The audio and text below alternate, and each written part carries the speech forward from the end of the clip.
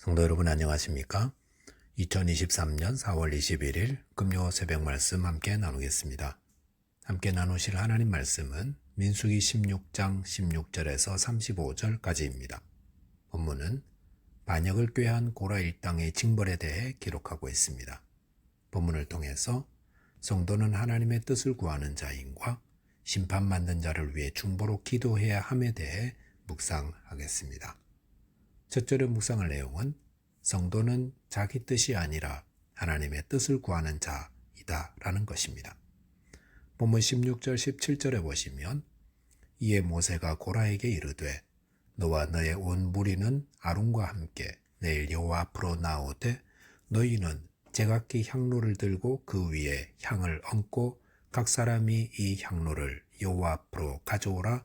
향로는 모두 250개라. 너와 아론도 각기 향로를 가지고 올지니라 라고 하였습니다. 모세는 제사장의 자리를 요구하며 반역하였던 고라에게 그 다음 날 향로를 가지고 여호와 앞에 나오라 하였습니다. 그렇게 함으로 하나님이 누구를 택하시든 그 사람이 제사장직을 감당하게 하기 위함이었습니다. 그래서 18절에 보시면 그들이 제각기 향로를 가져다가 불을 담고 향을 그 위에 얹고 모세와 아론과 더불어 회막문에 섰다고 하였습니다. 그 다음날 고라는 그를 지지하는 250명의 지휘관과 함께 불과 향을 담은 향로를 가지고 회막문에 섰습니다. 그런데 회막문에는 고라와 250명의 지휘관만 모인 것이 아니었습니다. 본문 19절에 보시면 고라가 온 회중을 회막문에 모아놓고 모세와 아론을 대적하려 했다고 하였습니다. 온 회중이 회막문에 모인 것은 모세가 모이라고 해서 모인 것이 아니라 고라가 모았다고 하였습니다. 고라는 무엇을 했던 것입니까? 한편으로는 250명의 지휘관들과 함께 불과 향을 담은 향로를 가지고 하나님 앞에 와서 누가 하나님의 택하신 자인지 하나님의 뜻을 묻자고 하면서도 또 한편으로는 온 회중으로 하여금 모세와 아론을 대적하게끔 불러 모았던 것입니다. 고라는 왜 모세의 말대로 하나님이 누구를 택하시는지 알아보자 해놓고 온 회중을 모아온 것입니까? 그것은 고라가 처음부터 하나님의 뜻을 따르려는 마음이 없었음을 말해줍니다. 만약 그가 참으로 하나님의 뜻을 따르려는 자였더라면 모세의 말대로 향로를 준비하며 하나님 앞에서 겸손히 하나님의 뜻을 물으려 했을 것입니다. 하지만 그는 모세와 아론을 축출하고 자신이 제사장이 되려는 뜻을 이루기 위해 온 백성까지 선동하여 모이게 했던 것입니다. 이런 고라의 모습은 예수님을 십자가에 못 박기 위해 유대교 제사장들이 백성들을 선동하는 것과 많이 닮았습니다. 하나님의 뜻을 이루려는 자들은 사람을 선동하지 않습니다. 하지만 자기 뜻을 이루려는 사람들은 겉으로는 하나님의 뜻을 따르는 것처럼 행동하지만 실제로는 자기 뜻을 이루기 위해 사람들을 선동하고 불의를 저지르고 자기만의 방법을 구합니다. 성도는 자신의 뜻을 구하는 자가 아니라 하나님의 뜻을 구하는 자입니다. 그리고 하나님의 뜻을 구할 때는 나의 뜻대로 되지 않더라도 기꺼이 거기에 순종하려고 합니다. 이것이 자기 부인입니다. 그렇기 때문에 하나님의 뜻을 구하는 자는 내가 바라던 대로 되어도 감사하고 혹 그렇지 않더라도 하나님께서 더 선한 길로 인도하신 것을 믿기에 감사하며 따릅니다. 성도들은 항상 내 뜻대로 마옵시고 아버지의 원대로 되기를 원하나이다 라고 하신 예수님의 기도를 기억하고 본받아야 합니다. 저와 여러분께서 내 뜻이 아니라 하나님의 뜻이 무엇인지를 늘 여쭙고 기도하되 그 뜻에 온전히 순종하는 자 되시기 바라겠습니다. 둘째로 묵상할 내용은 성도는 심판받는 자를 위해 중보로 기도해야 한다는 것입니다. 본문 19절에 보시면 고라가 250명의 지휘관과 온 회중을 선동하여 회막문 앞에서 모세와 아론을 대적하려고 하였을 때 그들 가운데 하나님의 영광이 나타났습니다. 그리고 본문 20절 이하에서는 고라와 그와 함께 반역을 꾀하였던 자들과 250명의 지휘관들이 심판을 받아 멸망케 됨에 대해 기록하고 있습니다. 그런데 19절까지의 분위기와 20절 이후의 분위기는 얼마나 다릅니까? 19절까지에서 모든 주도권은 고라가 잡고 있었습니다. 그는 지휘관 250명과 함께 일어났고 온 회중을 선동하여 회막문 앞에서 모세와 아론을 궁지에 몰아 넣었습니다.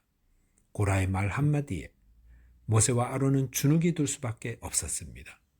그런데 그토록 기고만장하며 세상을 제 손으로 들었다 넣었다 하던 고라가 20절 이하에서는 말 한마디 하지 못하고 있습니다. 그리고 하나님의 심판을 받아 멸망하고 말았습니다. 이것이 바로 하나님의 심판이 임할 때의 모습입니다. 하나님의 심판이 임하면 그 전까지 온 세상을 좌지우지하던 자들이 말 한마디도 못하고 침묵하며 하나님의 처분을 기다리는 자 되는 것입니다. 본문 33절에 보시면 그들과 그의 모든 재물이 산채로 수월에 빠지며 땅이 그 위에 덮이니 그들이 회중 가운데서 망하니라 라고 하였습니다. 반역의 죄를 지은 고라와 그를 지지하였던 자들은 일순간에 하나님의 심판을 받아 멸망하고 말았습니다. 고라가 심판을 받아 멸망한 것은 언제였습니까? 모세와 아론에 대해 불만을 가지고 욕심을 내었을 때가 아닙니다. 사람들을 찾아가 의논하고 당을 만들고 지휘관들을 모을 때도 아니었습니다. 고라가 망한 때는 자신의 뜻을 이루기 위해 자신이 가진 온 역량을 다 모으고 온 회중까지 모아서 모세와 아론을 자리에서 끌어내리려는 바로 그때에 거의 다 왔다고 여겨졌을 때에 하나님의 심판을 받아 멸망했습니다. 뱀을 다룰 줄 아는 분들은 독사를 잡을 때 독이 바짝 올라 고개를 바짝 들고 있을 때 목을 툭 치면 금방 잡을 수 있다고 하였습니다. 에스더서에서 왕에게 충성스러운 모르드게를 죽이려 했던 하만이 도리어 죽임 당한 것은 자신의 뜻대로 거의 다 왔다고 여겨졌을 때였습니다. 이것은 사람이 자신의 죄를 회개하지 않고 죄의 죄를 쌓아 자기 뜻을 거의 다 이루었다고 여길 바로 그때가 하나님의 심판이 임하여 멸망케 되는 때임을 알려주시는 것입니다. 그러므로 죄를 쌓고 하나님의 뜻을 거역하면서도 승승장구하고 있다면 그때가 곧 멸망할 때임을 알아 속히 회개하고 돌이키는 자 되어야 합니다. 그런데 이렇게 범죄한 고라가 멸망당할 때 모세가 어떻게 하고 있는지 볼 필요가 있습니다. 고라의 악행에 대해 하나님이 나타나 고라와 함께 반역하려던 이스라엘 회중을 다 진멸하려고 하자 본문 22절에 보시면 그 두 사람이 엎드려 이르되 하나님이여 모든 육체의 생명의 하나님이여 한 사람이 범죄하였거늘 온 회중에게 진노하시나이까라고 하였습니다.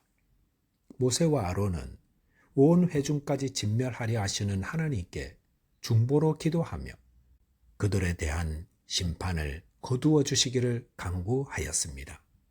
그 결과 반역을 주도한 고라와 또 함께했던 지휘관 250명만 심판을 받아 멸망하고 이스라엘 온 회중이 멸망당하는 것은 막을 수 있었습니다.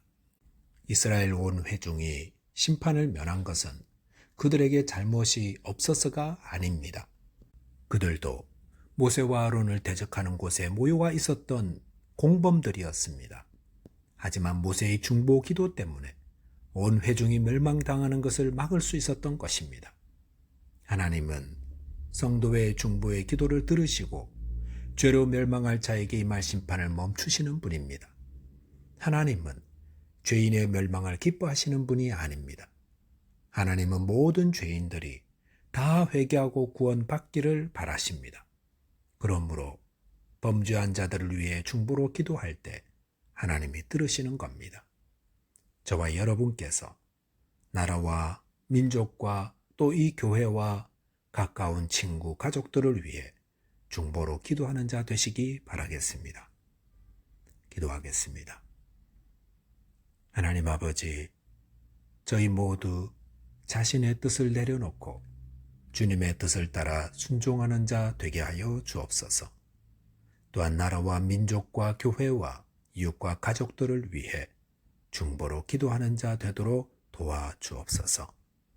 예수 그리스도 이름으로 기도하옵나이다. 아멘. 오늘도 믿음 안에서 승리하는 하루 되시기 바라겠습니다. 감사합니다.